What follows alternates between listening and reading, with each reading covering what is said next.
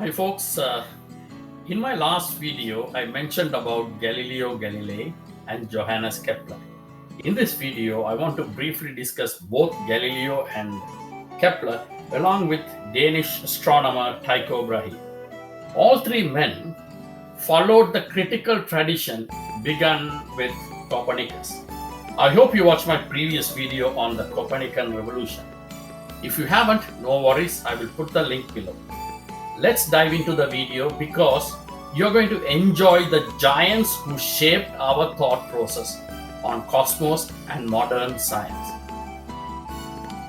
Galileo Galilei is an Italian mathematician, astronomer, and physicist who was born on February 15, 1564 in Pisa, Italy, and died January 8, 1642 near Florence.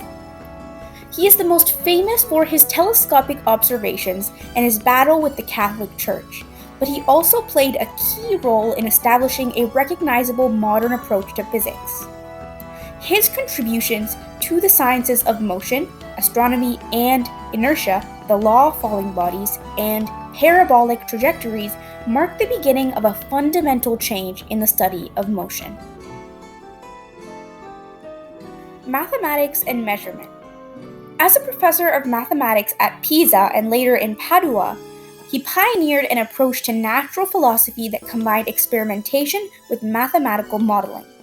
He applied this to a wide variety of physical phenomena, such as finding a mathematical relationship between the length of a pendulum and the period of its oscillations, 2. Demonstrating the body's fall with the same acceleration regardless of mass, in direct contradiction of Aristotle. 3. Linking the pitch of a sound to the frequency of its waves. 4. Develop the thermoscope, a predecessor of the thermometer. 5. He established the principle of relativity. He said that the laws of physics must be the same for any system in constant straight-line motion, regardless of its speed or motion relative to another frame of reference. 6. In 1609, he built the first telescope. His experimental approach and observations of the heavens completely undermined the Aristotelian and Ptolemaic view of the universe. He saw 4 satellites circling the giant planet Jupiter. He saw a moon-like phase on Venus. He saw craters and mountains on the surface of the moon, and changing spots on the sun. Galileo's discoveries turned him into a staunch advocate of the Copernican, sun-centered view of the universe. This idea went against the teachings of the Catholic Church. Powerful friends of Galileo initially suggested a compromise position, but Galileo's insistence on the truth of the Copernican system ultimately led to his fall from grace and house arrest from 1663. Johannes Kepler, a German mathematician and astronomer who was born in 1571 and died in 1630.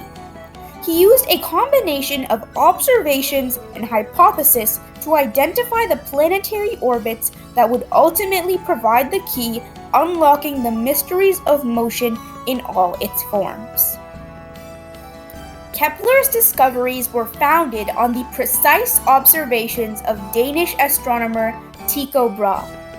Let's briefly talk about Tycho because of his accurate astronomical observations that formed the basis for Johannes Kepler's laws of planetary motion. He was born on December 14, 1546 in Denmark and died October 24, 1601 in Prague. His work in developing astronomical instruments and in measuring and fixing the positions of stars paved the way for future discoveries. His observations, the most accurate possible before the invention of the telescope, included a comprehensive study of the solar system and accurate positions of more than 777 fixed stars. He also used large instruments called mural quadrants to precisely measure the positions of planets. Johannes Kepler worked as Tycho's assistant from 1600, succeeding his post as court astronomer to Rudolf II of Prague after his death and inheriting a wealth of accurate observations, most significantly those tracking the path of Mars. Elliptical orbits. In 1609, Astronomia Nova, Kepler described the orbits of planets by abandoning the long-held belief of circular orbits in favor of ellipses where circles are stretched along one axis.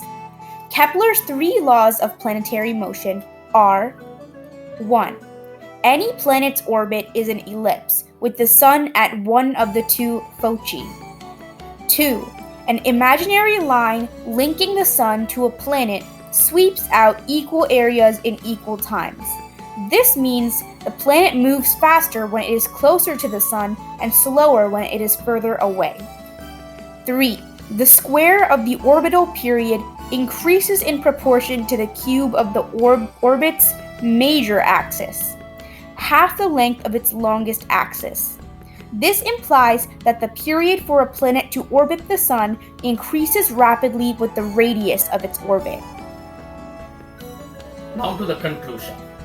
Kepler's laws accurately describe planetary movements and provided tools for predicting future motions. However, it was not until 1680 that Isaac Newton would explain why these relations held true.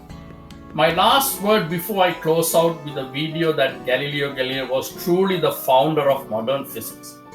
Today, the simple laws of motion as defined by Isaac Newton, for example, are known to the most modest students.